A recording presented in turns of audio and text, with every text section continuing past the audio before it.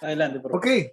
buenas noches, ¿cómo están todos? Muchas gracias por acompañarnos a este webinar, que es en realidad el primero de un ciclo que están organizando la Escuela de Gobierno y Políticas Públicas de la Pontificia Universidad Católica del Perú y el Banco Mundial.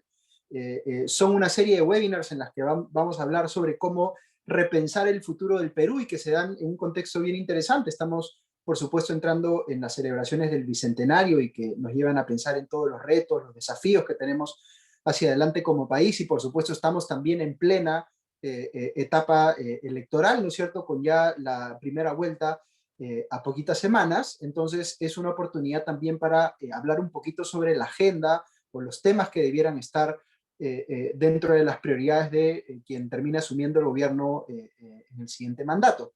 Así que por eso estamos convocados hoy y les agradecemos por supuesto a todos por acompañarnos. Sabemos que a estos eventos que organizamos usualmente contamos con la participación de personas a nivel nacional y eso siempre es bueno. Está siendo transmitido el evento en Facebook y eso nos ayuda también a poder recabar preguntas de varios de ustedes y aprovechar también a nuestros panelistas y expositor para que puedan absolver sus dudas.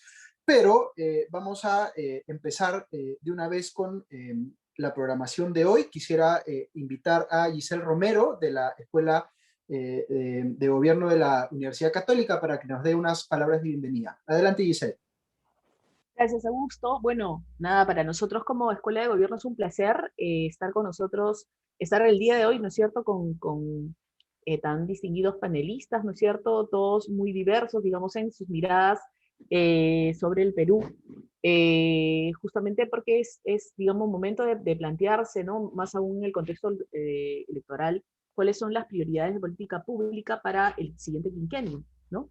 La pandemia ha develado una serie de problemas que probablemente no era que no fueran problemas en el pasado, sino que probablemente no eran lo suficientemente abordados o lo suficientemente visibilizados en la agenda pública, ¿no?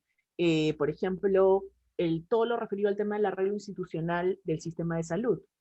El que, por ejemplo, en un contexto de pandemia, cuando justamente se quería hacer el que las personas pudieran aislar, por ejemplo, en los hogares, ¿no es cierto?, que pudieran confinarse, encontrar justamente los niveles de hacinamiento en los hogares, hogares en los cuales las familias muchas veces viven en una sola habitación, por ejemplo, ¿no? La informalidad asociada, por ejemplo, a los asentamientos urbanos, la falta de acceso a una serie de servicios en las escuelas, en los hogares, en los hospitales, a veces impedía que una cosa tan simple como lavarse las manos fuese posible, ¿no?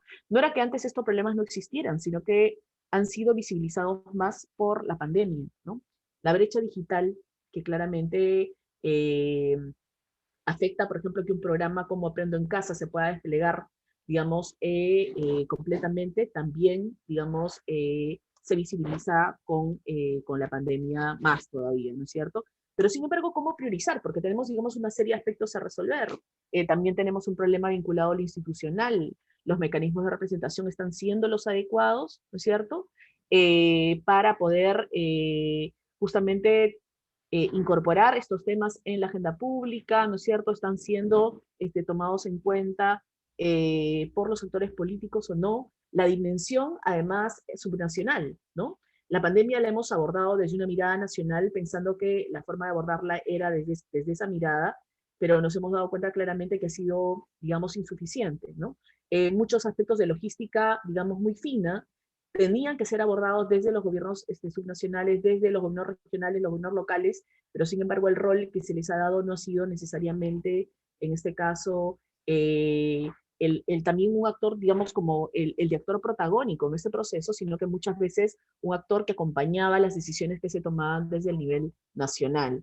Entonces, hay un proceso de descentralización que se quedó trunco, ¿no es cierto? Hay varios aspectos que resolver y nada, simplemente los menciono porque estoy segura que los van a abordar los panelistas y también los expositores. Y nada, solamente darles la bienvenida a este ciclo que van a continuar, digamos, con otros webinars más en abril y también en mayo.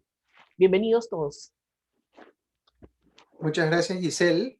Quisiera aprovechar también para invitar a que nos dé algunas palabras de bienvenida a Marianne Fey. Ella es directora del Banco Mundial para Bolivia, Chile, Ecuador y Perú. Muchísimas gracias, Marianne, por acompañarnos y te escuchamos. Gracias, Augusto, y buenas noches para todos. Muchas gracias por acompañarnos. Primero quiero agradecer la acogida de la Universidad Católica, en particular de la Escuela de Gobierno y Políticas Públicas, para la organización de este webinar.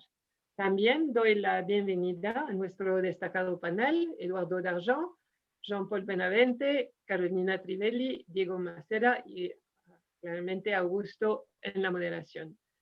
También quiero dar la bienvenida y enviar un cordial saludo a nuestros participantes conectados en línea. En las 2 décadas previas a la crisis del COVID, el Perú logró consolidar una economía pujante y al mismo tiempo redujo significativamente la pobreza. Este periodo de auge estuvo respaldado por buenas políticas domésticas y un contexto externo favorable durante buena parte del periodo. Sin embargo, en el último quinquenio, tanto el crecimiento económico como los avances en la reducción de pobreza comenzaron a hacerse más lentos. Algunas características estructurales, como la baja eficiencia estatal y la informalidad, estarían entre las principales razones de esta desaceleración. Hoy, el Perú enfrenta la crisis sanitaria más fuerte de su historia. La debilidad de la gestión pública se manifestó en la precaria oferta de servicios de salud, en la deficiente provisión de servicios de agua y saneamiento y en la informalidad del servicio de transporte y buena parte del comercio minorista, por poner algunos ejemplos. Si a esto le sumamos las condiciones de hacinamiento que caracteriza la mayor parte de los hogares peruanos, reunimos los factores necesarios para las más adversas consecuencias sanitarias. En el marco de las elecciones que se avecinan y en el año de su bicentenario, el Perú tiene una nueva oportunidad para comenzar a sentar las bases del país próspero y inclusivo que todos soñamos. El Banco Mundial ha elaborado una serie de notas de política que publicaremos próximamente, denominada Repensar el futuro del Perú. Esas notas contienen recomendaciones claves para acompañar al país en este camino. Las hemos llamado así Repensar el futuro porque es una invitación a reflexionar y pensar que necesitamos transformar la gestión para evitar regresar a una situación pre-pandemia con las mismas debilidades estructurales. Estamos hoy en día ante una gran oportunidad de construir un mejor futuro con un desarrollo resiliente, inclusivo y sostenible, donde el país y cada uno de sus ciudadanos puedan prosperar. Daniel Barco, nuestro economista país, nos presentará a continuación esta visión sobre la cual podemos dialogar esta noche. Muchas gracias.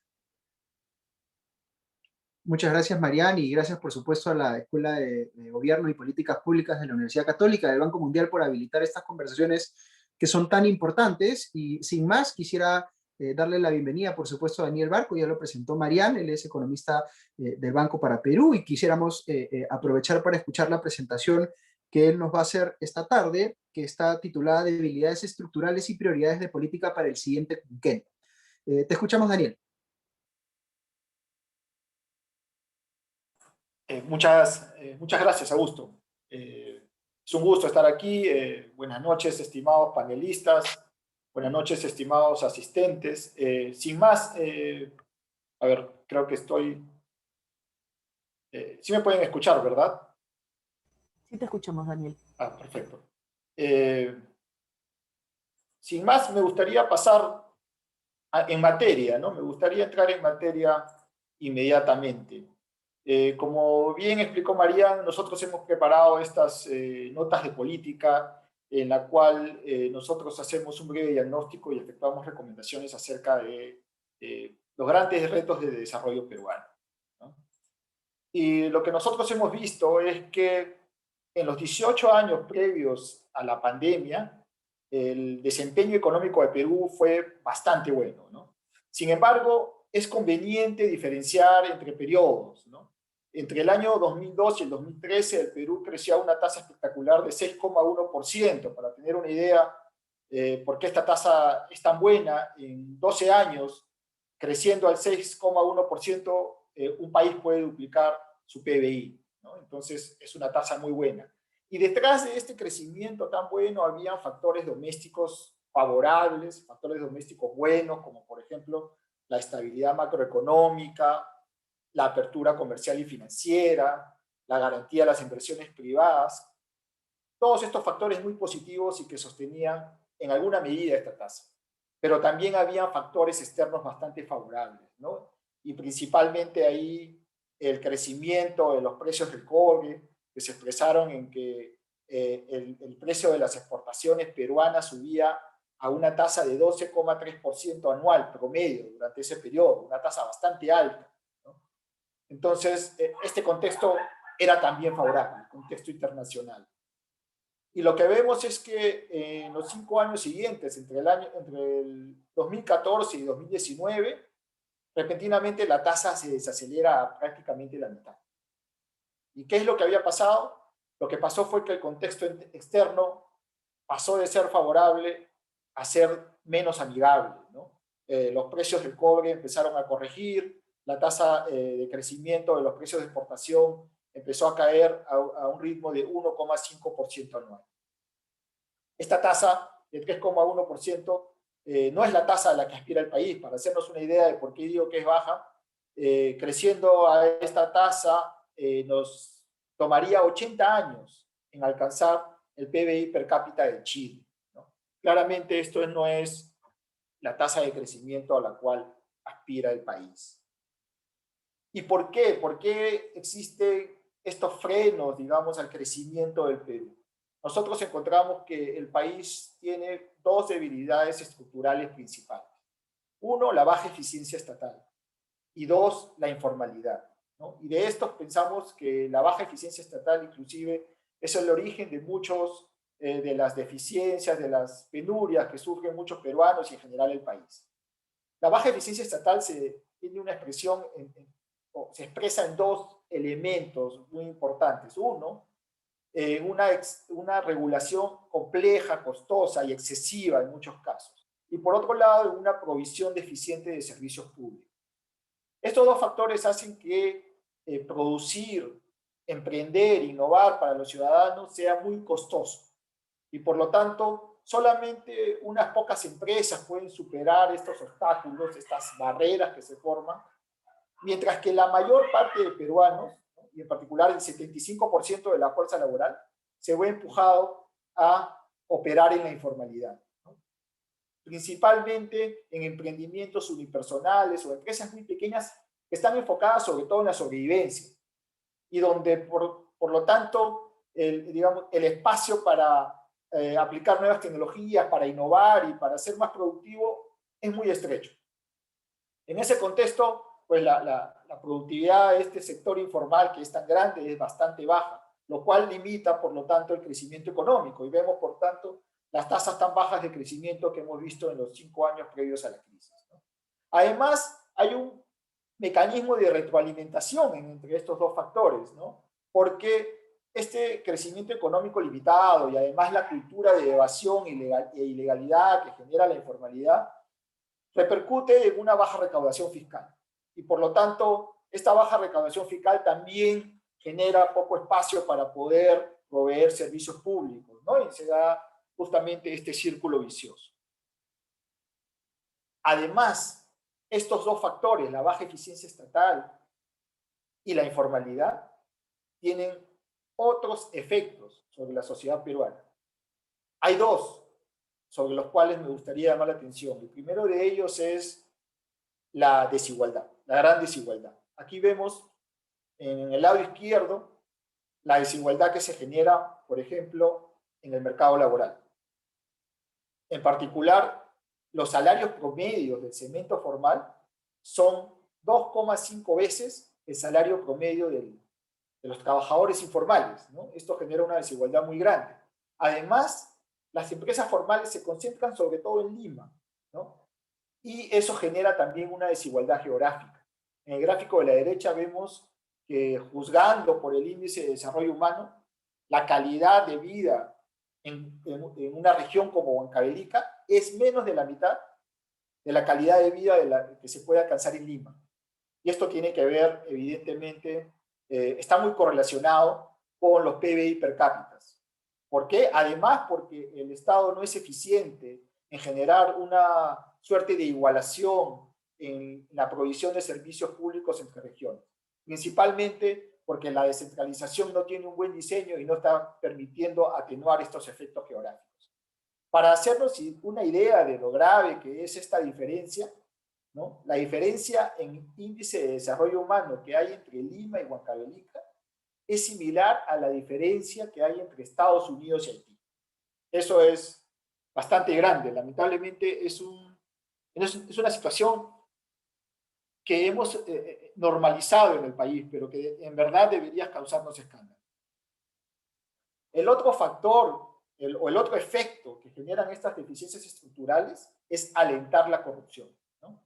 Cuando se tiene un segmento formal que es demasiado pequeño, en el cual solamente unas pocas empresas acceden, es más fácil que estas empresas se puedan poner de acuerdo entre sí y además que se puedan poner de acuerdo con la burocracia estatal.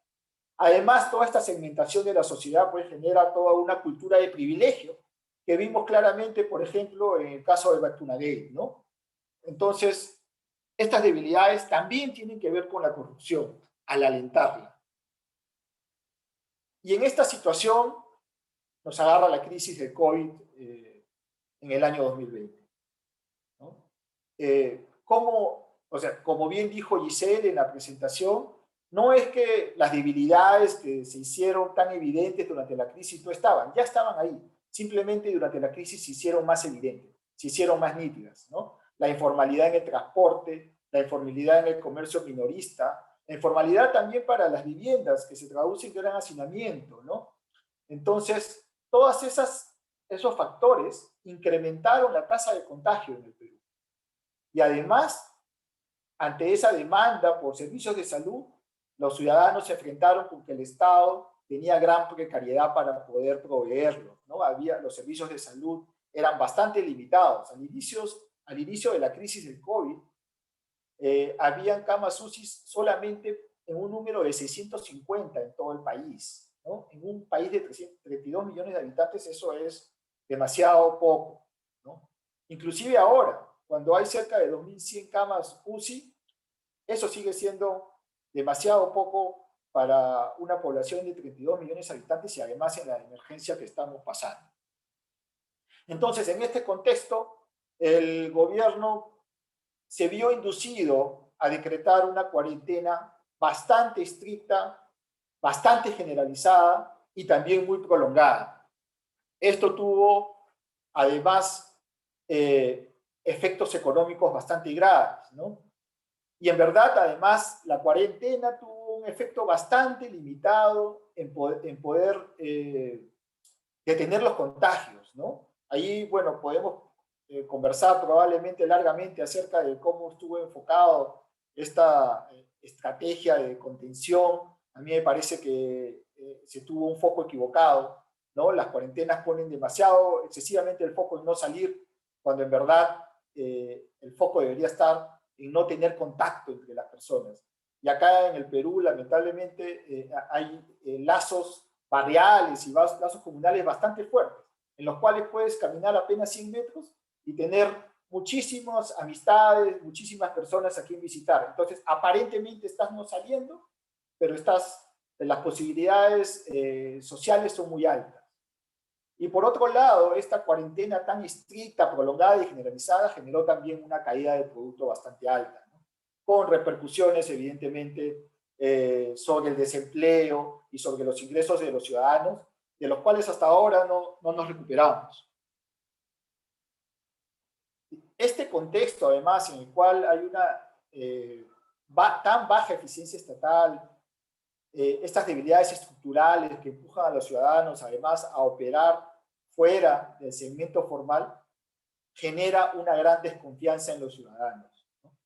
Los ciudadanos en el Perú desconfían enormemente del gobierno y desconfían enormemente en general de sus instituciones, del Congreso, del Poder Judicial. Acá estamos viendo la encuesta Latinobarómetro del año 2018 y vemos cómo entre los países latinoamericanos el Perú está en la cola. Y podemos señalar que los países latinoamericanos no son exactamente el ejemplo de excelencia. Entonces estamos jalados entre los jalados, en confianza. Además, en los medios está circulando un estudio que se ha hecho para 50 países, en los cuales se señala que los ciudadanos peruanos, entre estos 50 países, son los que menos confían en sus familias, son los que menos confían en sus amistades y son los que menos confían en extraños. Esto es muy importante, ¿no? Usualmente se asocia el dinamismo económico, la innovación con la competencia, pero también hay un aspecto de cooperación que es muy importante. Antes, para que exista una verdadera competencia entre empresas que son medianas o grandes, se necesita primero que las personas tengan confianza para asociarse entre sí, ¿no? Entonces, la confianza y el poder de asociarse de las personas es muy importante para el dinamismo económico. Y esto actualmente no está presente en la sociedad peruana. En este orden de cosas, nosotros pensamos que dado el diagnóstico que hemos dado, pensamos que es muy importante, esencial, una reforma del Estado. Hay 3 pilares que hacen que una nación sea exitosa: el mercado, el Estado y la comunidad. Y cuando estos 3 pilares están bien balanceados, hay un mayor bienestar por parte de los ciudadanos. Y de estos 3 pilares, el Estado es el que sirve como el que genera el cauce institucional para que los otros 2 pilares se puedan desarrollar adecuadamente, el mercado y la comunidad. Y por eso es muy importante, o por eso pensamos que es muy importante proponer esta reforma del Estado. Y esta reforma del Estado necesita poner al ciudadano en el centro de sus preocupaciones.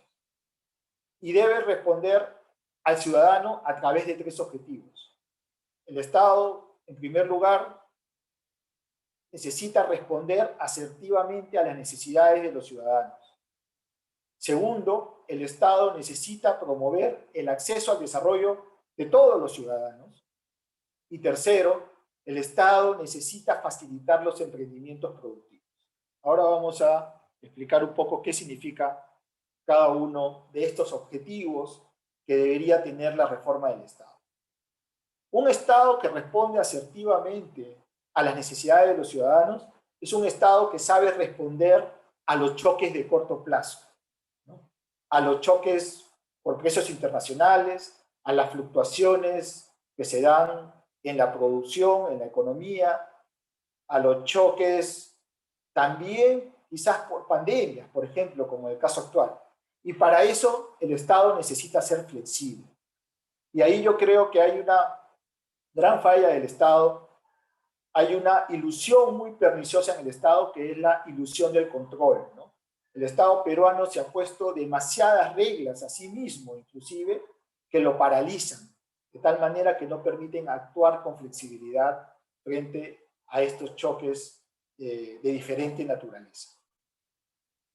En el caso actual de la emergencia de la pandemia, nosotros pensamos ahí que es necesario que el Estado responda principalmente a través de la provisión de vacunas. También pensamos que se necesita que el Estado siga generando transferencias a las poblaciones más vulnerables, y también pensamos que necesita cerrar la brecha en la provisión de agua en los colegios.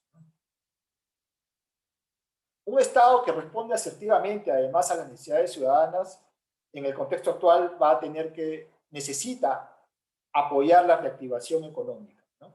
Esto requiere de que el Estado genere inversiones inteligentes. Inversiones inteligentes son inversiones que cierran brechas, que generan desarrollo, pero además que promueven empleo. El segundo objetivo que debe tener el Estado, que debe tener esta reforma de Estado, es un Estado que promueve el acceso al desarrollo de todos los ciudadanos. Y para eso se necesita un Estado que provea servicios públicos de calidad a todos, ¿no? Y allí es muy importante reforzar la provisión de servicios de educación, de salud, también cerrar las brechas de infraestructura, cerrar las brechas de agua, cerrar las brechas en la provisión de transporte público, ¿no? Y ahí podemos, quizás, después de conversar detalladamente, acerca de algunas de las recomendaciones que tenemos para estas áreas.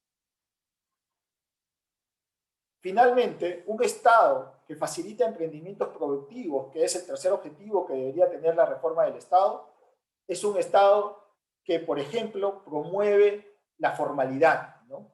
Y para eso tiene que reducir todas estas barreras y obstáculos, remover todas estas barreras y obstáculos que hace que las empresas no quieran crecer y no quieran acceder al segmento formal. Y ahí pensamos que hay varias barreras que es pertinente señalar. Primero, las barreras en el mercado laboral.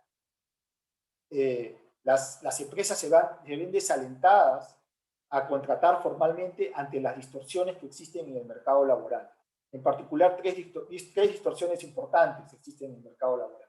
Uno, que es muy difícil desvincularse de los empleados, ¿no? Y eso hace que tampoco las empresas quieran contratar.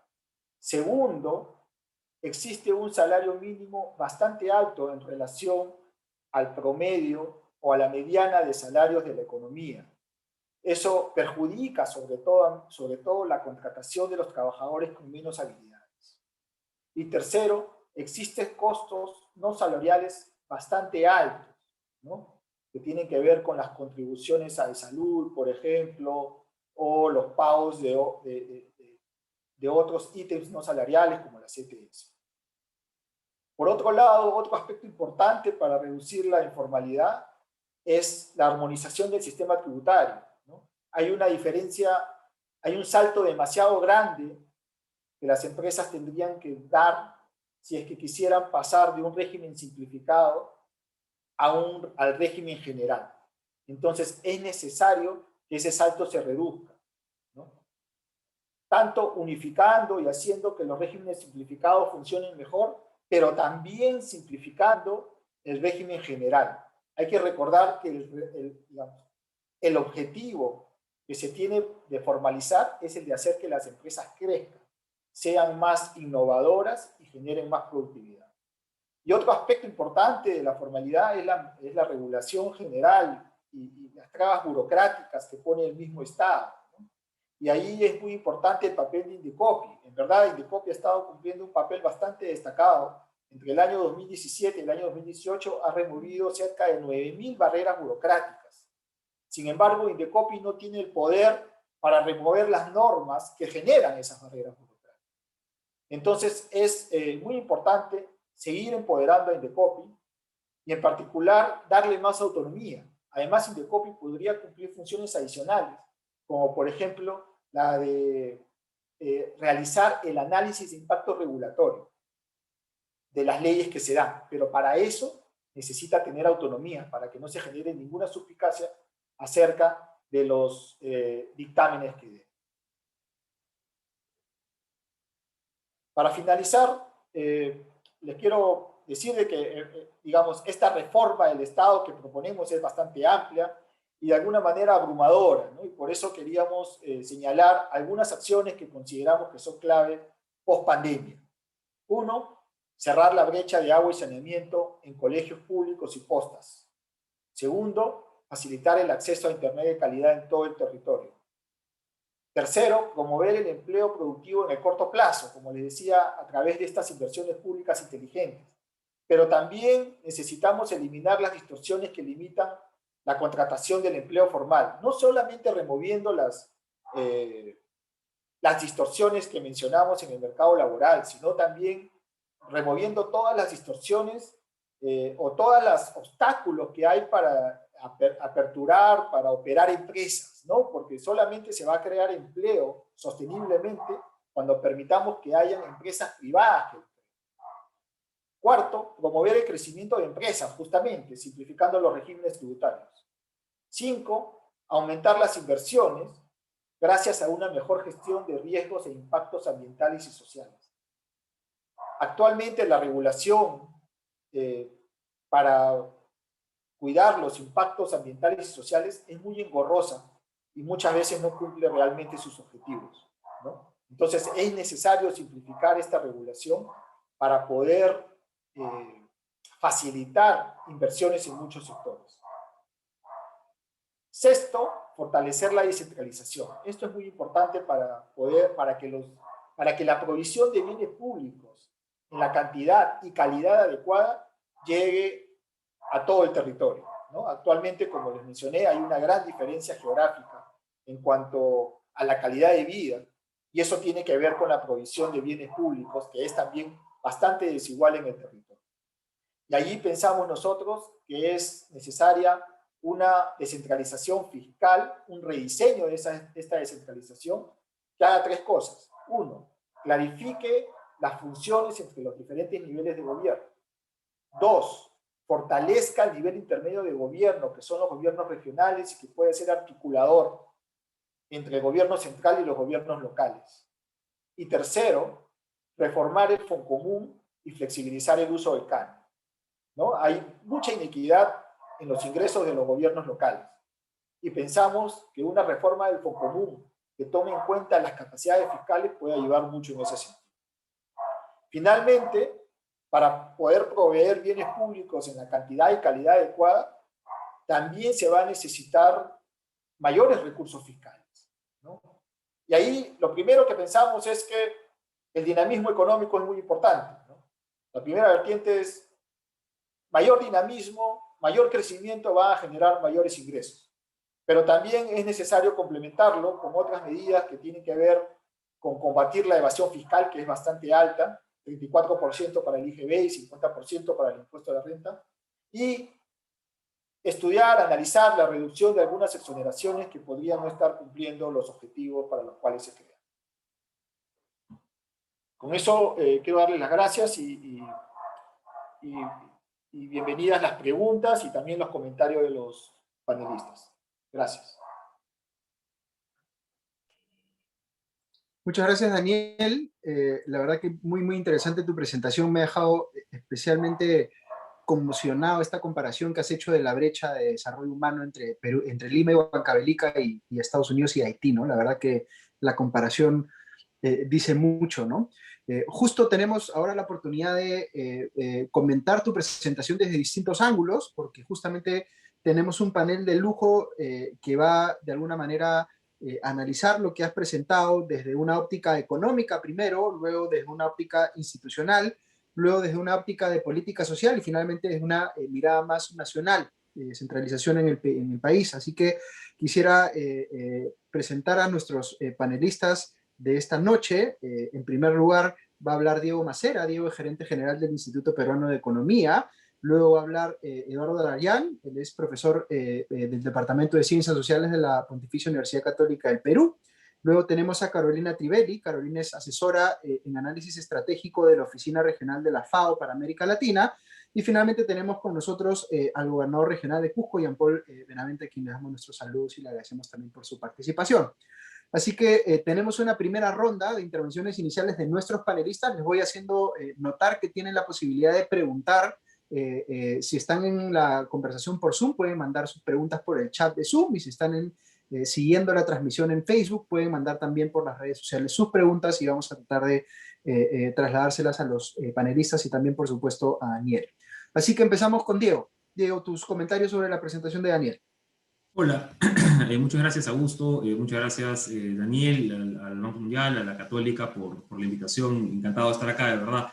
Encantado además de escuchar el análisis que han hecho Daniel y su equipo. La verdad que coincido casi con todos los puntos en realidad que se han tratado, y en algún momento de la presentación incluso me hubiera parecido bonito que ese fuera un plan de gobierno de algunos de los candidatos con diagnóstico y propuestas. ¿No? Entonces, nada, empezar diciendo eso y resaltar algunos de los temas que quizá me parecieron más importantes e interesantes. A ver, 3 puntos en particular. El primero, y yendo un poquito en el ron de la presentación también, es que efectivamente hay una agenda, si quieres, pues pandémica de corto plazo, ¿no? Hay una agenda de crisis, hay una agenda de no hay mucho tiempo para estar mirando a otro lado, ¿no? Hay que hacer un abordaje inmediato con propuestas que están un poquito más allá de la caja ortodoxa de políticas públicas, ¿no? Que hemos estado desplegando en los últimos tiempos, ¿no? Y que hay que seguirlo haciendo con responsabilidad en tanto la situación lo amerite. Ahora, aparte de esta agenda de corto plazo, ¿no? urgente, la obsesión tiene que estar, me parece, en este crecimiento económico sostenido de mediano plazo, ¿ya? Esa es la obsesión, ¿ya? Por lo menos como lo veo.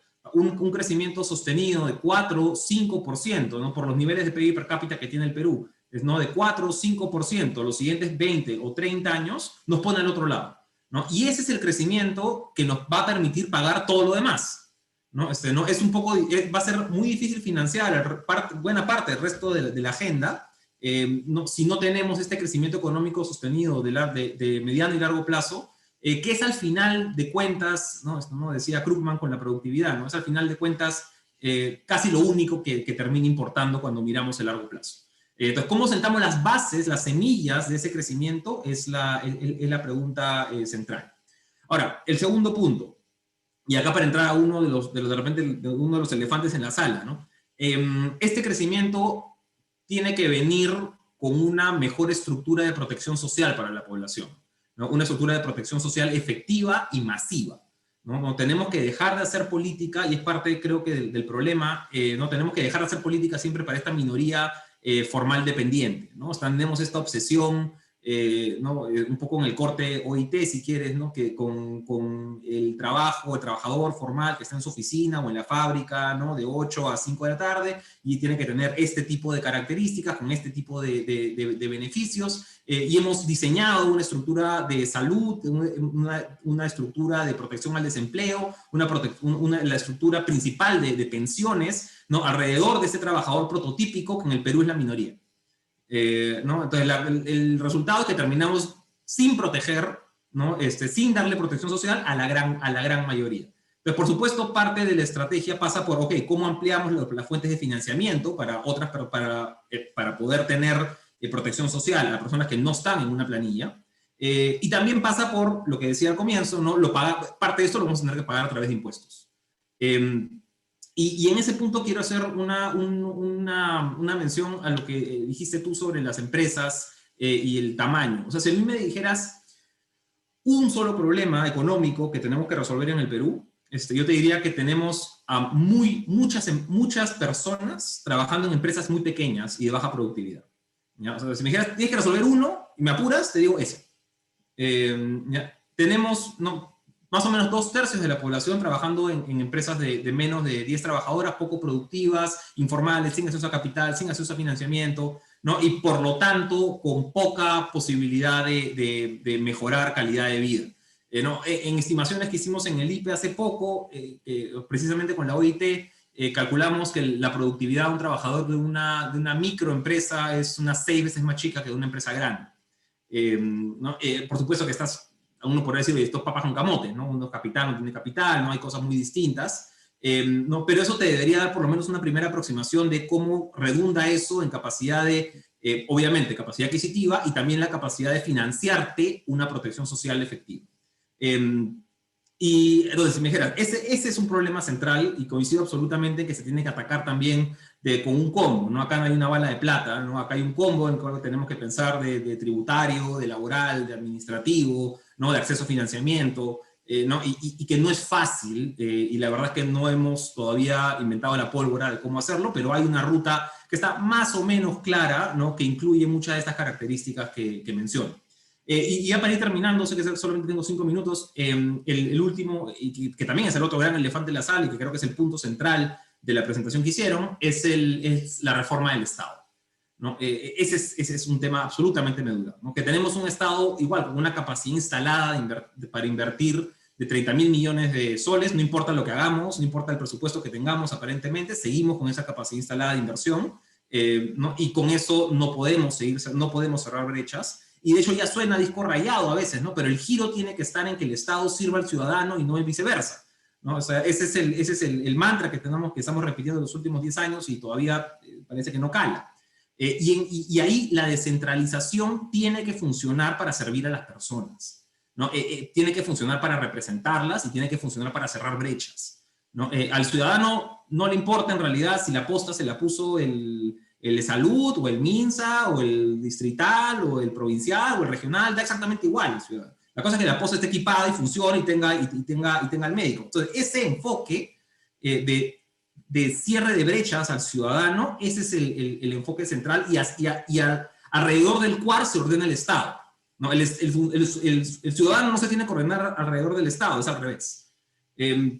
No, finalmente, y solamente un comentario muy breve, coincido absolutamente con este tema también de mejor redistribución del canon. Hay una distribución muy inequitativa de los recursos. Entiendo que hay un tema práctico detrás, ¿no? De viabilidad de proyectos mineros, etcétera. ¿No? Pero sí coincido en que si estamos hablando de equidades, una de las grandes inequidades que tenemos dentro del aparato público es esta distribución fija de canon. Nada, con eso culmino. Muchísimas gracias por la presentación. De nuevo, felicitaciones, coincido con los puntos señalados. Gracias, Diego. Pasamos ahora con Eduardo. Gracias, muchas gracias por la invitación, Augusto, y a todos y todas. Bueno, que como politólogo me gustaría conversar algunos de los temas que también han tocado, pero quisiera enfocarme en la parte más política del cómo, ¿no? Y cómo aterrizar lo que creo son unas propuestas sensatas en las que muchos podemos estar de acuerdo. Entonces voy a presentar en esta parte una discusión sobre la reforma del Estado y las barreras y problemas de la reforma del Estado, y me reservo para la segunda ronda los actores políticos, digamos, que deberían desarrollar esto y que creo que hay un déficit ahí bastante complicado. Estoy de acuerdo con lo planteado, y lo planteado manda al Estado a hacer una serie de cosas. Yo sé a qué se refieren con la idea de que hay mucha regulación, pero creo que también dentro de lo que es la legitimidad del Estado peruano se requiere más regulación en una serie de temas. Hemos pasado grandes corruptelas del Estado y la empresa privada precisamente por un problema de no regulación adecuada y no lograr balanzar a veces el peso entre lo que el Estado y los privados, ¿no? Entonces, en general son propuestas que mandan al Estado a hacer una serie de cosas, y agregaría también un fortalecimiento para poder regular lo que deba regular en forma adecuada. Y eso nos lleva a una paradoja interesante, ¿no? Estamos de acuerdo que el Estado entonces tiene que hacer más cosas y mejor. Eso no implica pues que el Estado comience a hacer cosas que hizo mal, ni mucho menos, pero sí comenzar a hacer una serie de cosas que son complejas a veces, ¿no? Brindar educación de calidad, reformar un sistema de salud complejo y complicado ahí pasa por desanudar y volver a poner a funcionar, mejorar la gestión del sistema. A veces mucho hablamos del gasto, y estoy de acuerdo, el gasto es bajo, pero también hay un problema de gestión del sistema, ¿no? Si le ponemos más dinero a ese sistema, creo yo, con las corruptelas y problemas que tiene, con las trabas que tiene, probablemente estemos magnificando algunos de los problemas y no solucionándolos, ¿no? Entonces, nos queda claro que el Estado tiene que hacer más cosas, pero nos lleva a la paradoja de que el Estado que tenemos le cuesta mucho hacer esas cosas. Hay una suerte de doble reforma, ¿no?, que hace tan compleja la idea de reforma del Estado. Por un lado, hacer cosas mejor, brindar mejores servicios, construir mejor, regular mejor, supervisar mejor, sancionar mejor cuando hay casos de corrupción, ¿no? Y al mismo tiempo, tenemos que hacerlo con el Estado que tenemos. O sea, en paralelo hay que ir haciendo una reforma de funcionarios públicos, mejorar las condiciones, elegirlos mejor, mejores sistemas de selección y despido, que también es un tema que es complejo. Los que han estado en el Estado saben que muchas veces es mejor poner a alguien de costado y no lidiar con él antes que discutir su efectividad o cómo lo viene haciendo. Y eso es otro tipo de proceso. Y creo que ahí está uno de los grandes problemas, ¿no? Es un reto doble. Es un reto doble. Por un lado hacer, y por otro lado cómo construyo aquello que va a hacer, ¿no? Lo de la pandemia creo que ha sumado un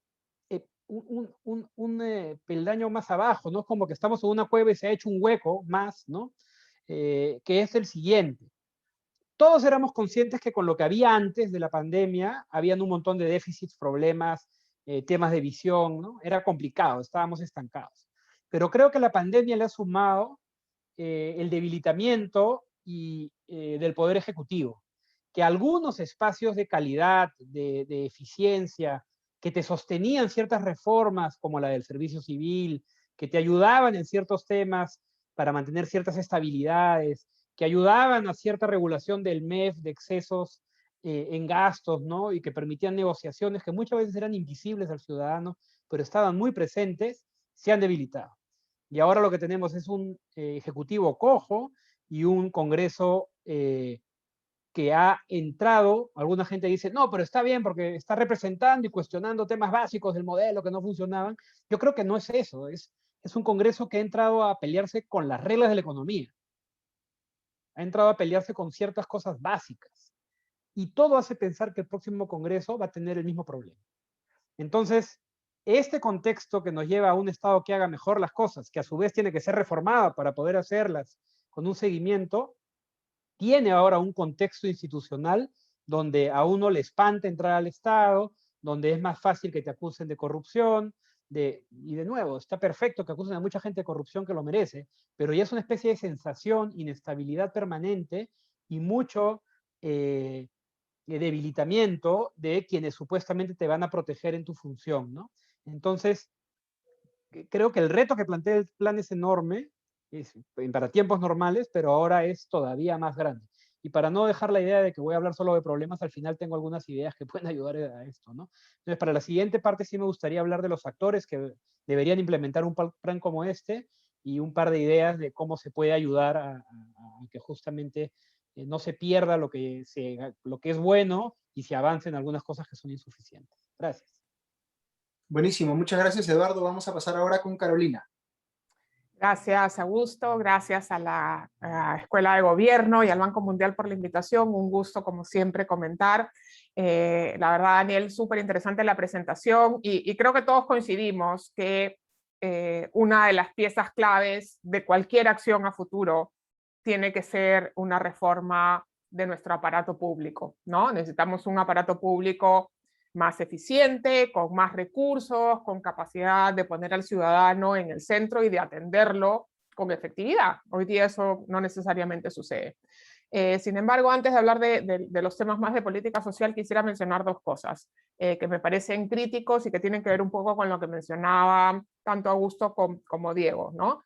Lo primero es que creo que, dada la situación política e institucional, tanto que ha traído la pandemia, pero también que ha traído estos 5 años de inestabilidad política e institucional, creo que tenemos que preguntarnos de dónde van a salir los impulsos, las fuerzas para lograr un proceso de reforma del aparato público, ¿no? Y creo que esos procesos, esos impulsos, esa energía que generalmente viene en un nuevo gobierno, ahora está bastante en cuestión, ¿no? Creo que esa energía va a tener que ser mediatizada por pactos políticos entre Congreso y Ejecutivo, dependiendo de cómo se organicen las coaliciones. Eduardo podrá explicarnos eso. Pero creo que también va a ser muy importante la capacidad del próximo gobierno de tener unos liderazgos, digamos, potentes en el Ejecutivo para lograr conducir una reforma, ¿no? Lo más difícil de hacer en el sector público es echar a andar e implementar un proceso de reforma del Estado, sobre todo con ministros que se quedan 6 meses, con equipos de gestión que cambian con cada ministro, ¿no? Ahí nadie está dispuesto a pagar el costo de cualquier reforma, porque hay un costo en cualquier transición en un periodo tan corto, y nadie tiene la posibilidad ni de hacer el plan ni de implementarlo en el mediano plazo. Entonces creo que el pacto ejecutivo, Congreso, la capacidad de convocatoria de un equipo de gobierno muy sólido, con perspectiva de una duración mínima, va a ser crítico para pensar si realmente vamos a poder ver una reforma del Estado. Tengo la sospecha de que vamos a tener que ser excesivamente modesto en nuestras aspiraciones. Y creo que hay un rol fundamental de quienes estamos en este panel y de las propuestas del banco es, si todo es muy difícil, ¿no? Y las condiciones no son las mejores para un proceso de reforma del Estado, ¿cuáles son esas ganancias rápidas, los quick wins, que sí se pueden impulsar en los primeros 100 días del gobierno, que sí pueden pasar un poco por debajo del radar de estas turbulencias, que se pueden impulsar? ¿Qué podemos esperar que se consiga, no sé, en la ley de presupuesto de noviembre del 2021 para ayudar procesos de inversión pública y privada, ¿no? ¿Qué tipo de pacto se puede construir entre Ejecutivo y Legislativo para temas como la expansión de los esfuerzos de protección social o el cambio en el régimen tributario o en la calidad de gasto, ¿no? Cosas muy, muy concretas, y creo que eso va a ser extremadamente útil como insumo para quien tenga que gobernar a partir de julio del 2026. Y creo que el otro tema que es imprescindible, Daniel lo has mencionado como un tema más de contexto y que tiene que ver con esto que menciona Diego de la demanda de corto plazo derivada de la crisis de la pandemia, es que hay unos viejos temas que tienen que volver a ponerse en el centro. Pobreza y hambre son dos temas que pensábamos que más o menos estábamos haciéndolo bien, que iban de bajada, que no eran un tema central y que podíamos seguir haciendo más de lo mismo y eso iba a ser suficiente. Lo que sabemos hoy día es que los peruanos más pobres la han pasado muy mal, pero quienes la han pasado peor probablemente son los que estaban arribita de la línea de pobreza, en este estrato muy vulnerable, que han caído en una situación de pobreza y que sus condiciones de recuperación de su actividad económica, de sus medios de vida, están muy limitadas, porque se han quedado sin capital, porque se han quedado sin redes, porque se han quedado sin información de mercado y porque no hay inversión privada que les ofrezca un trabajo. Entonces, creo que el tema de pobreza va a estar muy presente, debería estar muy presente, para exigirnos una reflexión, como decía Diego, sobre la urgencia de un esquema de protección social independiente de los contratos laborales, masivo, consistente y complejo, ¿no? Pero también que nos va a exigir respuestas de corto plazo, ¿no? La política social del 2021 tiene que ser una política social que tenga un esquema de protección mayor para los que han llegado a la situación de pobreza, no solo para los que ya estaban ahí, que es lo que tenemos hoy día, que tenga una apuesta de inclusión social que incluya un componente que está muy ligado a lo que tú planteabas de reactivación, de inclusión económica, ¿no? Porque además tenemos nuevos perfiles de personas en situación de pobreza, la pobreza urbana, que requiere para su proceso de reactivación económica empleo, ¿no? Y un mundo rural totalmente empobrecido que ha perdido buena parte de sus medios de vida. Entonces necesitamos dos estrategias de recuperación de oportunidades económicas para las poblaciones de menores recursos. Ese esfuerzo de inclusión económica está en un limbo en el aparato público peruano. No es una tarea del MIDIS, no es una tarea del Ministerio de Trabajo, ni de Produce, ni del MEF, ¿no? Y probablemente ahí hay una oportunidad muy importante, aprovechando que está Jean Paul aquí con nosotros, de incorporar, de incluir como capa intermedia a gobiernos regionales en esa tarea reactivadora para estas poblaciones, no esta tarea de inclusión económica para estas poblaciones, y ahí con el tema de descentralización creo que hay una oportunidad de pensar en iniciativas puntuales y concretas. Termino mencionando dos cosas.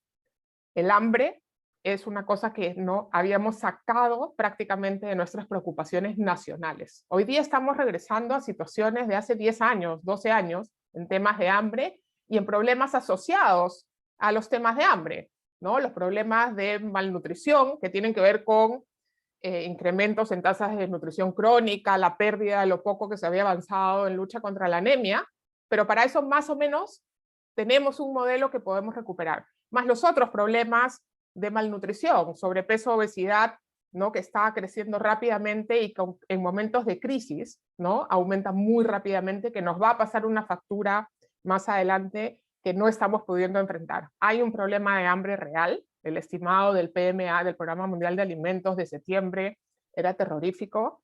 4 millones de personas que el día anterior no habían comido. Eso es un horror para un país como el Perú, ¿no? Y creo que ahí, ese era un viejo tema, tenemos que volver a traerlo a la discusión de protección, de políticas sociales, de los mínimos que tenemos que resolver para asegurar el mínimo bienestar, ¿no? Incluso en Huancavelica.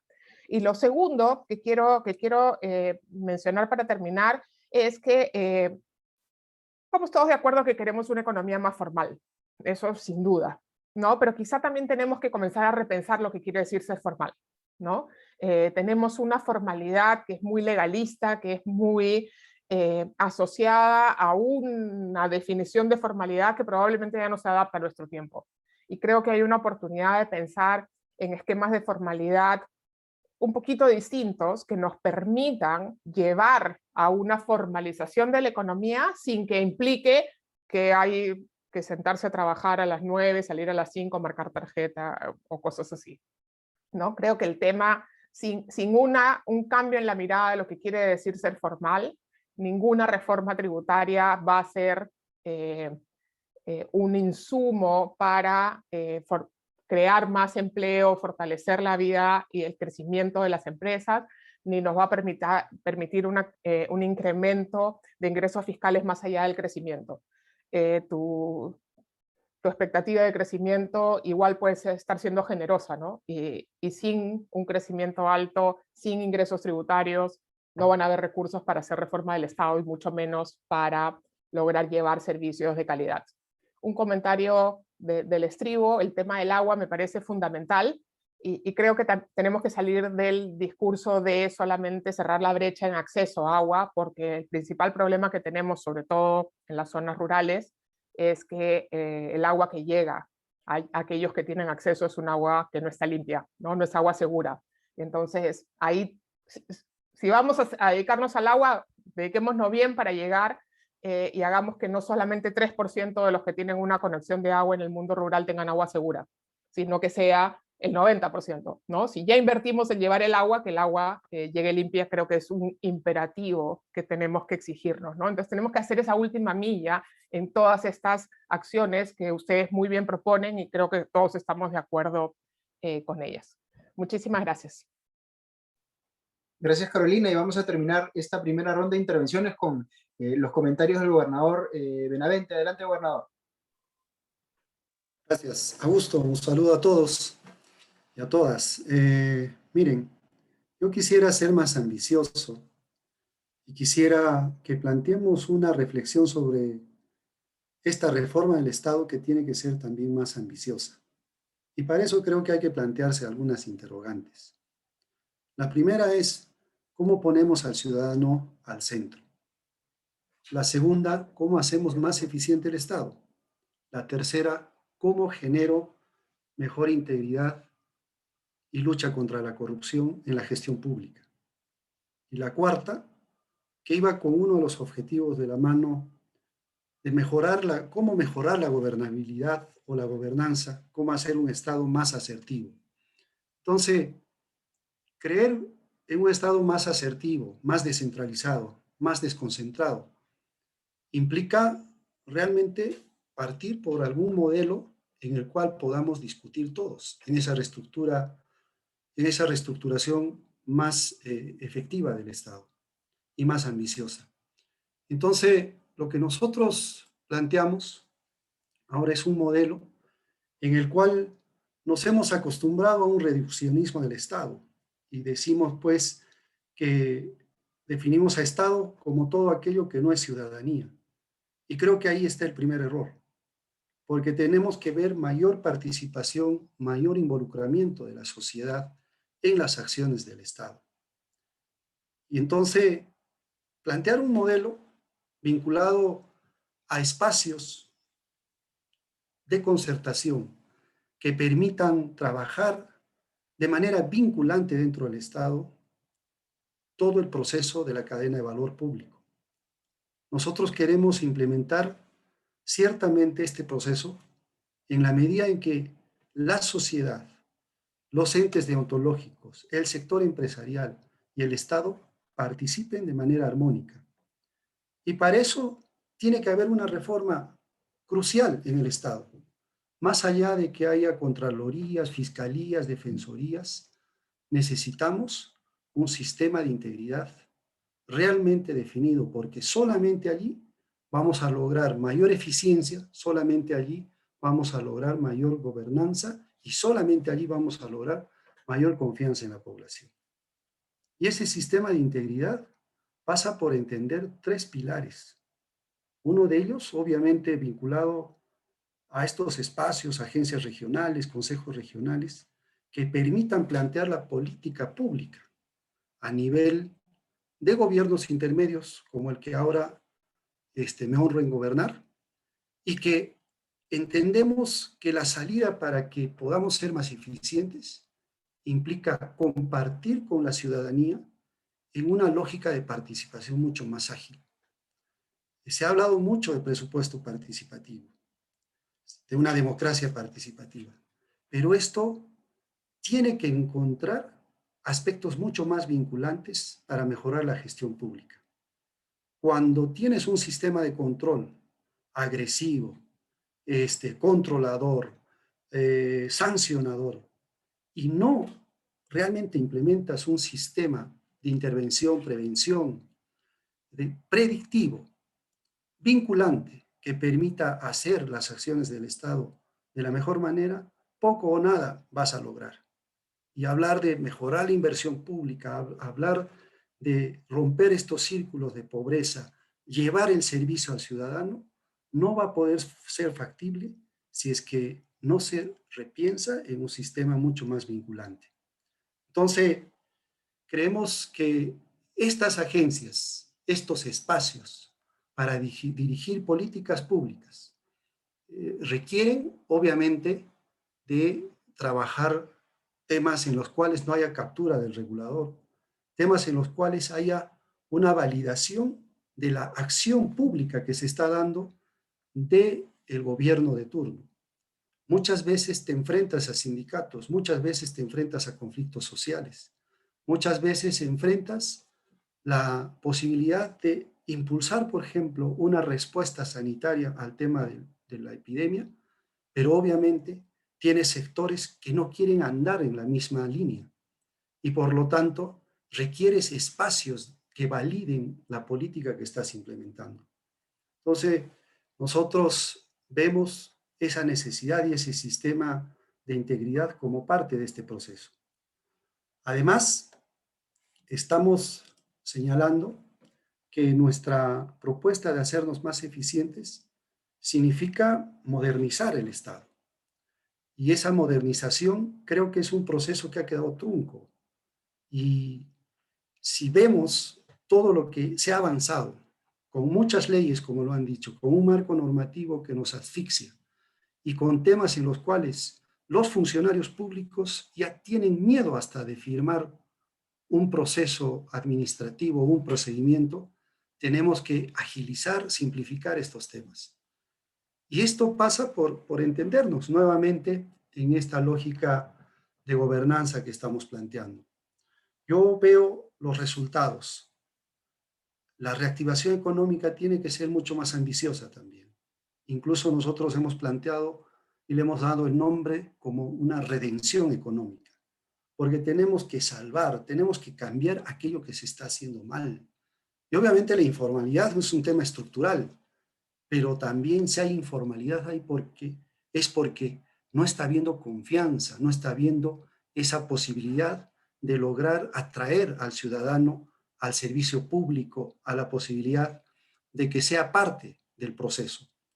Entonces, estamos implementando un modelo, lo que les cuento no es teoría, es realidad, y con eso queremos dar pasos importantes. Estamos mejorando la eficiencia en el gasto público, en la inversión, tratando de coordinar con todos los actores del territorio, es decir, ser gobierno de gobiernos, de verdad. Y eso implica un proceso de descentralización que seguro vamos a seguir debatiendo en los próximos minutos. Hasta ahí mi participación. Muchas gracias, gobernador, y la verdad que ha sido muy ilustrativo tener las opiniones de todos ustedes, porque muestran pues la versatilidad que tiene los temas que ha tratado Daniel y los distintos ángulos a partir de los cuales se les puede dar una mirada, ¿no? Y creo que hace todo más complejo, pero a la vez más interesante. Voy a aprovechar los minutos que nos quedan para trasladarles algunas preguntas que nos han hecho llegar las personas que nos están acompañando tanto en el Zoom como en Facebook. Quisiera pedirle a Daniel si es que se puede sumar a nuestro panel, porque también tenemos una pregunta para él. Daniel, ¿estás con nosotros? Sí, claro. Perfecto. Entonces empiezo contigo. La pregunta que te han dirigido es la siguiente. ¿Cómo lograr que pasar de esa realidad de muchas empresas pequeñas y poco productivas a las que te has referido, digamos, se convierta, digamos, o se lleve a una economía más dinámica que genere mayor empleo productivo? Es decir, cómo se vuelve concreto, digamos, ese sueño de tener una economía con unidades productivas con mayor eficiencia, más productivas en general, ¿no?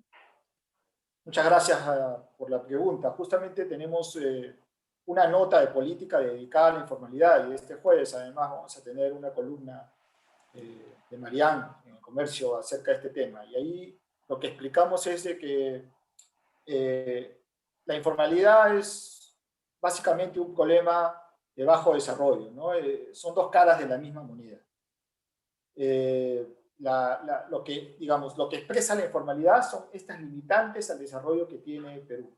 Y estas limitantes son muchísimas y se expresan básicamente en los obstáculos que tienen las empresas para poder producir, operar, crecer, ¿no? En el marco, en las barreras burocráticas, por ejemplo, que ponen las mismas entidades estatales para abrir, para operar empresas, para obtener licencias. Se manifiestan también en las dificultades para contratar trabajadores, ya sea porque es muy oneroso o porque es muy difícil después disolver los contratos. Se manifiesta también en el sistema tributario, ¿no? Cuando vemos que los sistemas no están armonizados entre sí, que es muy difícil saltar de los sistemas simplificados al sistema general.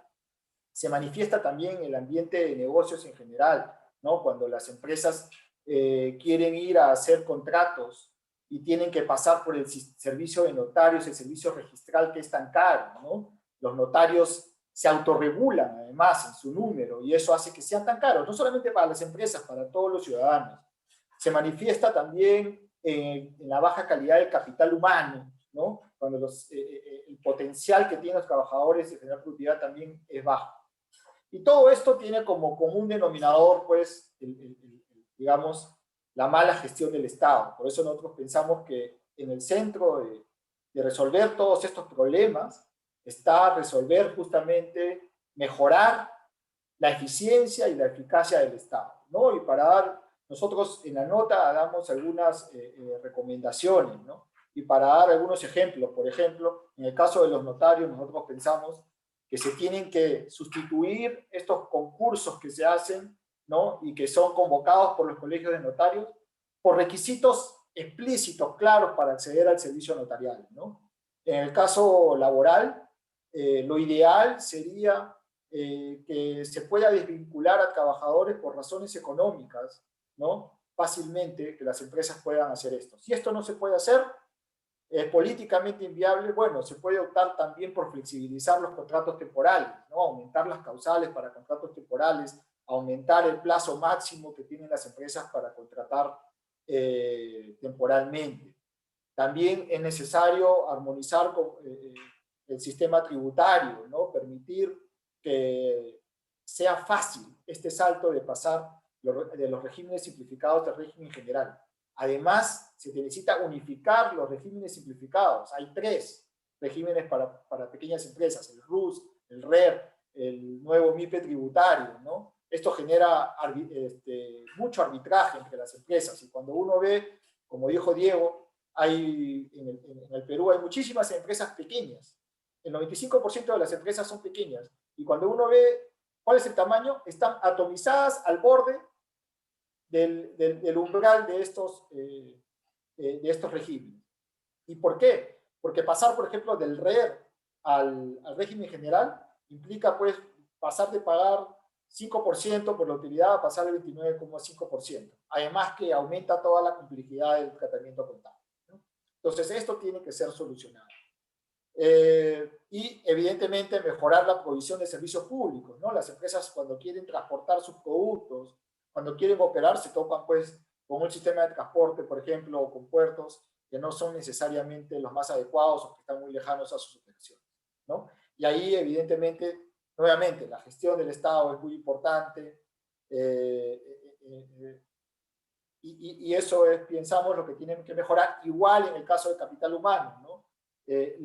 Las diferencias, digamos, en en el servicio educativo que tienen los estudiantes del segmento más alto de la sociedad, el 20% más favorecido versus el 20% más pobre, la diferencia de los estudiantes de 15 años equivale a 4 años de estudios, ¿no? Esto es demasiado fuerte. Entonces, y esto deja pues a gran parte de la población con pocas posibilidades o con posibilidades muy bajas de poder insertarse productivamente al mercado. Esas son, digamos, algunas de las recomendaciones, pero los invitaría a leer la nota donde damos una visión bastante más integral de todo lo que se tiene que hacer para poder reducir la informalidad con la finalidad de crecer las empresas. Porque una gran confusión, lamentablemente, de los planes de formalidad es pensar que se formaliza para registrar empresas o que se formaliza de repente para hacer pagar impuestos. Ese no es el objetivo. El objetivo es que las empresas crezcan, sean dinámicas y sean más productivas. Claro, ahí es interesante. Yo he leído algunos informes que hablan del missing middle, ¿no? Del medio ausente, en el caso de América Latina, como un problema estructural, ¿no? Que no existen empresas medianas, porque la política pública no está diseñada para favorecer el crecimiento de las empresas y llevarlas del estadio de ser MIPES, digamos, de ser medianas y eventualmente grandes, sino que más bien es una suerte de carrera de obstáculos, ¿no? Pero en fin, quería pasar un poco con Diego. Tenemos varias preguntas relacionadas al tema de qué hacemos con el Estado, que por supuesto ha sido medular en la conversación esta noche. Una de las preguntas, Diego, plantea cierto escepticismo porque dice algo así como estamos en una situación de, digamos, desconfianza generalizada y además hay una suerte de narrativa de las élites en el sentido de que el Estado hay que achicarlo, ¿no? Que el problema del Estado es que es muy grande. ¿Cómo generamos, digamos, ese contexto, ese momentum para poder hacer lo que sea que tú crees que hay que hacer con el Estado y no quedarnos un poco en este status quo que no parece ser el ideal, ¿no? Gracias, Augusto. Yo voy a robarme nada más 10 segundos de la respuesta para reenfatizar lo que ha dicho Daniel antes y lo que resaltaste tú ahora sobre las empresas. Creo que es absolutamente indispensable y de cierto modo aludó también Carolina eso, ¿no? Que tener una formalización no se trata pues, de tener un papelito con un RUC, ¿no? O sea, eso es cualquier cosa, ¿no? Y ni tampoco de pagar 20 soles o los 50 soles que se pagan con los regímenes especiales pequeños, ¿no? Eso no es el punto, ¿no? El punto, el objetivo final al que queremos llegar es a mayor productividad, ¿no? Esa es la meta, ¿no? Y el camino, la ruta, ¿no? Pasa por mayor formalización y mayor crecimiento.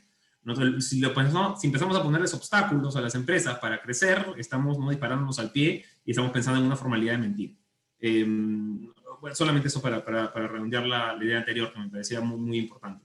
Respecto de la pregunta que plantea el público, yo creo que, no sé si todos, pero creo que la demanda no está por un Estado más pequeño, o por lo menos esa no tiene que ser la discusión, es una discusión medio tonta, en verdad.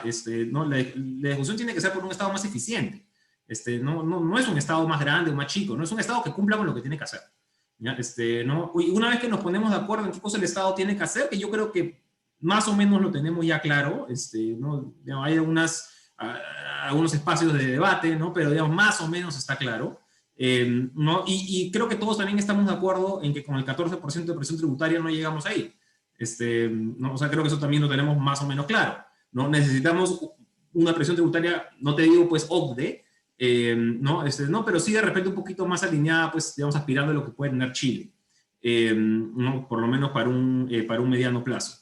Ahora, la pregunta también, y creo que es perfectamente justa, es, ok, ¿y para qué? O sea, ¿para qué vamos a recaudar más plata?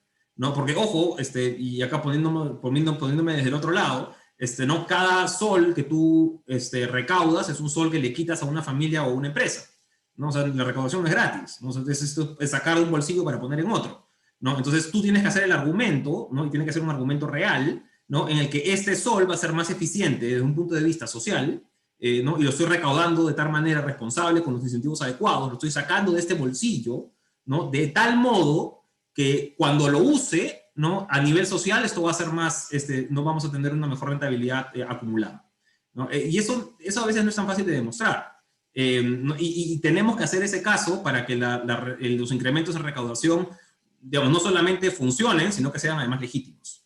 No, creo que eso es un poco la discusión sobre hacer más grande, más chico el tamaño del Estado. No, yo creo que no se trata de más grande, más chico, creo que todos estamos de acuerdo en que el Estado tiene que ser, primero, más eficiente, y segundo, que no llegamos con el 14% de recaudación tributaria, pero que en el mismo sentido sí necesitamos que esos, no sé, 5 puntos porcentuales extra que vayamos a recaudar se usen bien, ¿no? ¿Y de qué nos sirve, digamos, recaudar 5 puntos porcentuales adicionales si seguimos con por decir algo, con este límite de los 30.000 millones de soles de inversión que no podemos, que no podemos seguir ejecutando, ¿no? Da exactamente lo mismo. Podemos recaudar 5, 10 o 20. Si seguimos con ese mismo barrera estructural, ¿no? Nuestra capacidad de recaudación simplemente le está quitando dinero de inversión o de consumo a las familias y a las empresas y no transformándolas en algo para el provecho social. Entonces, creo que la discusión se enfoca un poco más por ahí. Sí, yo coincido contigo. Me da la sensación de que por lo general estamos en la discusión en los márgenes, ¿no es cierto? En esos espacios donde sí hay diferencias, ¿no es cierto? Ideológicas o políticas respecto de qué debe hacer y qué no debe hacer el Estado. Pero en aquellos otros ámbitos donde no hay diferencias, no nos ponemos a trabajar, ¿no? No me pregunto sobre Talara nomás, ¿no? En aquellos bienes públicos donde es más o menos obvio que el Estado irá a dar una provisión mejor, digamos, no estamos discutiendo sobre cómo hacer que eso funcione mejor, ¿no? En fin, paso con Eduardo. Eduardo, has dejado un poco preocupada, me parece, aparte de la audiencia, con tu pronóstico de cómo va a ser el Congreso siguiente. Hubo, por supuesto, un esfuerzo de hacer reforma, ¿no es cierto?, en los últimos años, y creo que la pregunta es bien puntual y bien difícil de responder, pero igual te la hago. ¿Qué se puede hacer para que el Congreso siguiente no sea tan malo? Wow. Creo que el diagnóstico tiene que ser que el Congreso siguiente va a ser fragmentado y vas a tener fuerzas políticas representadas ahí que por diversas razones no terminan de comprender la complejidad de la reforma del Estado, ¿no? Desde quienes lo ven como algo fácil, de alguna manera, y que creen que pueden seguir sacando dinero y utilizando los fondos de una manera que queden bien con la población, como si eso no afectara los planes de reforma, que es un poco este tipo de liderazgo más, no diré conservador en lo moral, pero conservador en el sentido de patriotero, pero no muy eficiente al momento de gestionar o hacer reformas. Tienes, creo que todavía un sector libertario que sigue atrapado en esta discusión del Estado es malo, ¿no? Lamentablemente creo que todavía está ahí y afecta a la construcción de un Estado, porque algunas de las discusiones de campaña son como ya muñequitos que uno conoce y que aparecen en cada campaña, ¿no? Y el tercero, creo que tienes también una izquierda que, un poco lo que estaban diciendo, ¿no? Que se concentra en los temas de debate y conflicto, pero que tampoco tiene una propuesta clara hacia los temas que deberían generar más consenso y que a veces por ser demasiado del establishment, como que no les agarran cariño, ¿no? Una reforma burocrática, no sé, temas que, digamos, no son tan sexys como otros, pero que son parte central de reformar un Estado. Entonces, ese Congreso y esos políticos son los que vamos a tener. Creo que parte del reto es acercarlos y que se den cuenta que hay algunos aspectos clave para que sea quien gobierne. Una primera recomendación es un poco como el Pokémon del meme, ¿no? Vamos a calmarnos. Que gane quien gane, a pesar de que nos produzca un fuertísimo rechazo, sentar las bases de decir, bueno, hay ciertos espacios en los cuales tenemos que trabajar juntos, siempre y cuando también haya una respuesta de ese lado de ganarse esa legitimidad, ¿no? Porque no es dar una carta blanca, sino si te comportas dentro de estos márgenes, podemos pactar y actuar y pelearnos en otras cosas, pero que en ciertas cosas es clave que el Congreso tenga que apoyar. Para comenzar, Alberto Vergara había un pacto de no vacar y no disolver, que yo diría también no estar censurando ni estar presionando populistamente a una serie de ministerios que generan que la gente no quiera aceptar ministerios. Creo que también va de la mano con mucho cuidado, yo diría, del tema fiscal, ¿no? Y ojalá 2 o 3 acuerdos de reforma, porque creo que ahí lo que va a ser clave es la demanda externa, ¿no? Que hay actores en la sociedad, en la comunidad internacional, la sociedad civil, que lleguen a ciertos acuerdos que hagan respetar ciertos procesos que no deben ser afectados por este conflicto político. Pero eso pasa porque los líderes políticos no se sientan iluminados que vienen a cambiar todo o que vienen a hacer grandes cosas, sino más bien a reconocer la precariedad y la necesidad de construir puentes en una situación que si se vuelve a salir de control la vamos a pagar muchísimo más a futuro, ¿no? Sí, de acuerdo. Y lo que añadiría un poco, cuestionando constructivamente la pregunta, es que siempre es problemático pensar que la política es una de esas cosas que se van a arreglar en el ciclo electoral siguiente, ¿no? Y hay que tener como ciudadanía pues una visión de solución de la política como la que tenemos respecto al Estado, imagino, ¿no? De cosas que se tienen que hacer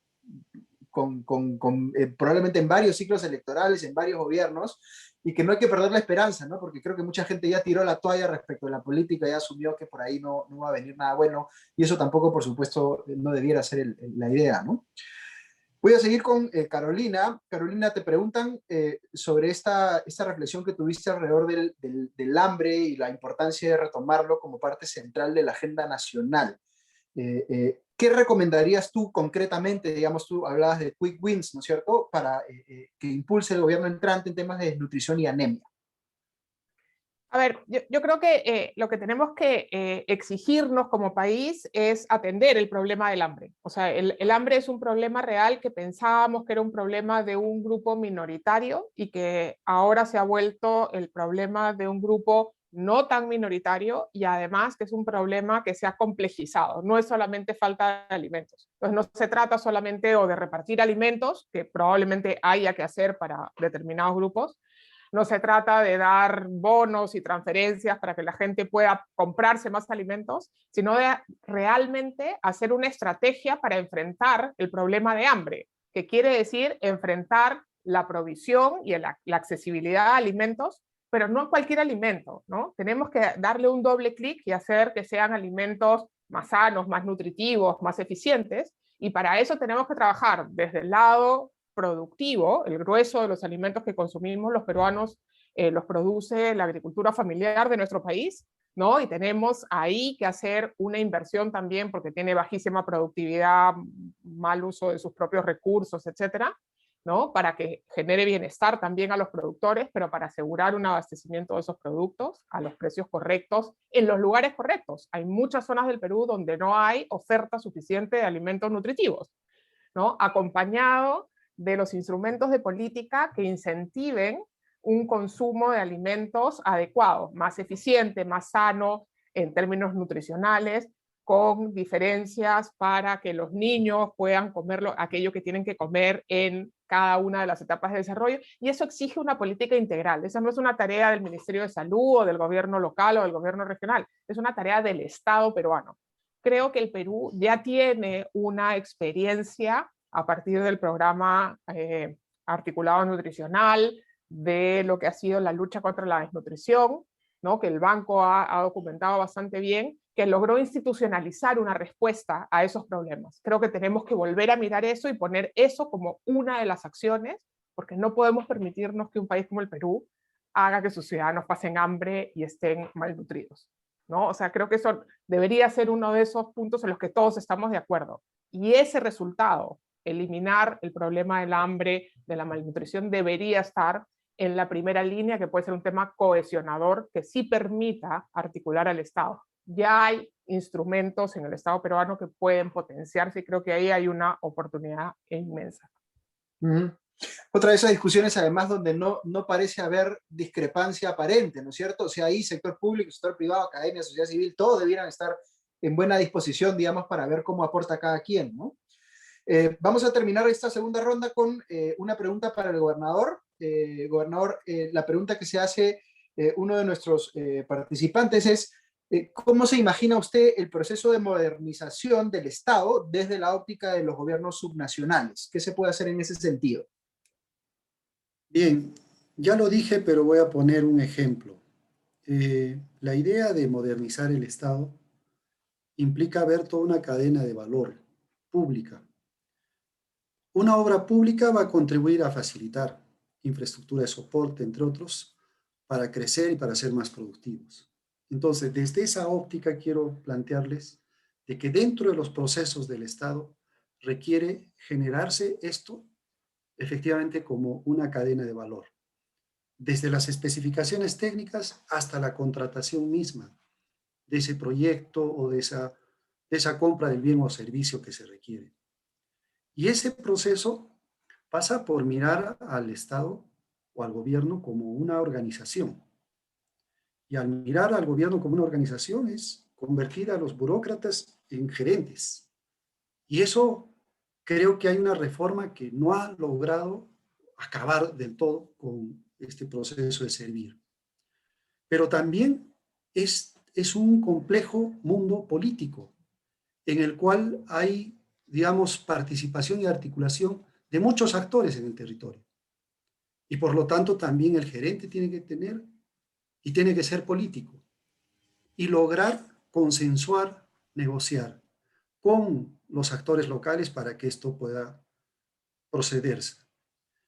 Lo más importante para nosotros es enquistar un nuevo modelo de gestión pública, una nueva estructura organizativa que pasa por incorporar, como digo, estas agencias de desarrollo que de repente no me entendieron en la primera parte, como una suerte de directorios y que participen de manera vinculante en los procesos de selección, de contratación, incluso, vuelvo a reiterar, de selección de gerentes.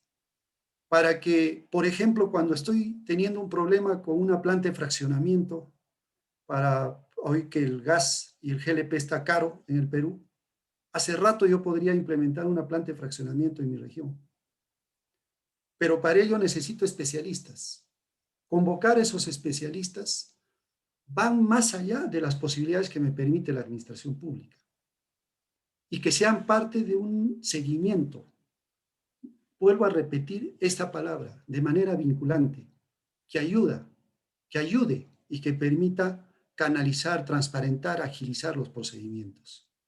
La administración pública pasará también por mejorar la información, hacer gobierno abierto, etcétera. Pero sobre todo es empezar a entender una desconcentración de poder, de funciones y competencias compartidas, armónicas, asertivas, como lo ha dicho nuestro expositor. Y eso creo que hay que tener mucho cuidado. Pero también hay factores exógenos que tenemos que enfrentar y cambiar en esta reforma. ¿Ustedes saben cuál es la institución para nosotros más burocrática que tiene el Estado? ¿Lo están pensando? Es el MEF.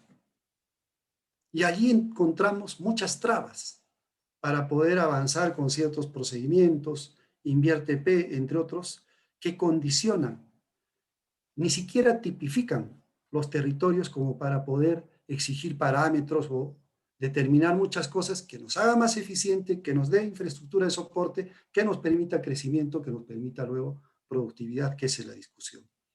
Hay miles de proyectos que yo les puedo poner sobre la mesa, que están demorados y están trabados. ¿Y eso por qué? Porque el tema del rol del Estado no está bien definido y no hay una forma en la cual, con la participación de la sociedad civil, universidades, sector privado, etcétera, se pueda generar, digamos, un modelo de gobierno. Creo que ahí hay que reflexionar bastante. Gracias. Buenísimo, gracias, gobernador. Les voy a plantear un ejercicio cortito para cerrar, porque ya estamos con el tiempo, a manera de reflexión final. Imaginémonos que estamos en el mensaje a la nación del 2022, en un contexto en el cual el gobierno entrante, cual sea que haya sido elegido, goza de un alto nivel de popularidad. ¿Qué fue lo que hizo bien ese gobierno? ¿Qué fue lo que se dio cuenta que tenía que cambiar y que cambió exitosamente? Así como ejercicio de futurología. Vamos contigo, Daniel. Cambió dos cosas. Resolvió el problema de la informalidad, al menos parcialmente, ¿no? Y segundo, hizo una buena descentralización para poder reducir también las desigualdades geográficas. Buenísimo. Diego. A ver, la verdad que yo creo que acá en política las narrativas importan bastante, ¿no? Las cifras y datos sin corazón, sin emoción, la verdad que sirven poco en política.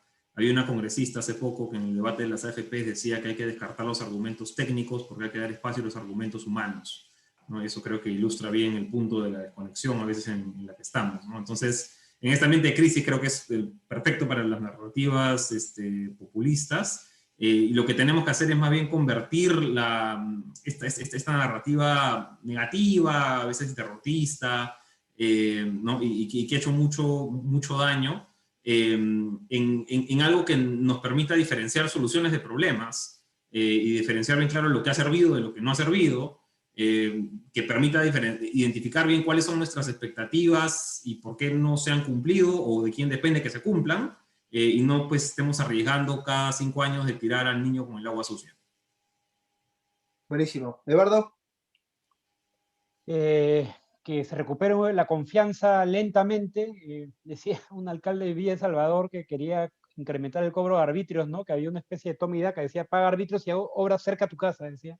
Suena simple, pero me acuerdo que, bueno, yo para una larga conversación de cómo el Estado puede ganar cierta legitimidad intentando mostrar que tiene clarísima y la absoluta prioridad de ciertos niveles de bienestar, y que esos niveles de bienestar se pueden lograr sin corrupción, ¿no? Entonces,